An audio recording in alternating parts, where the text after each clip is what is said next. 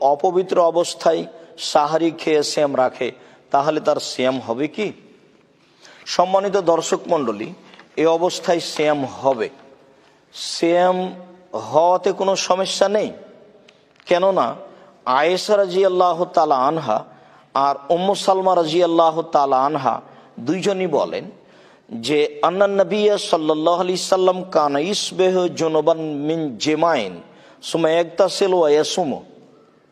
রাসূল সাল্লাল্লাহু আলাইহি সাল্লাম রমজান মাসে স্ত্রী মিলনের কারণেই সকাল করতেন, তারপর তিনি গোসল করতেন এবং সিয়াম পালন করতেন।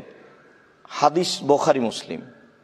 এই মর্মে আরও স্পষ্ট রয়েছে। আয়েশা রাদিয়াল্লাহু তাআলা আনহা বলেন, কানা রাসূলুল্লাহ সাল্লাল্লাহু আলাইহি সাল্লাম ইদরিকুল ফাজর ফি রমাদানা ওয়া হুয়া জুনুবুন মিন গায়রি হুলমিন। রাসূল সাল্লাল্লাহু আলাইহি সাল্লাম রমজান মাসে অপবিত্র অবস্থায় সকাল করে দিতেন, ফজরের আজান হয়ে যেত, তারপরে তিনি ঘুম থেকে উঠতেন গোসল না করেই। আজান হয়ে যাওয়ার পরে তিনি গোসল করতেন, তারপরে সিয়াম পালন করতেন। হাদিস বুখারী মুসলিম।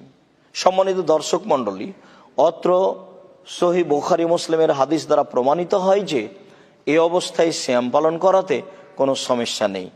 আল্লাহ আমাদেরকে সঠিক বুঝে আমল করার তৌফিক দান করুক। আল্লাহুম্মা। আল্লাহু আ'লাম বিস-সাওয়াব। ওয়া সাল্লাল্লাহু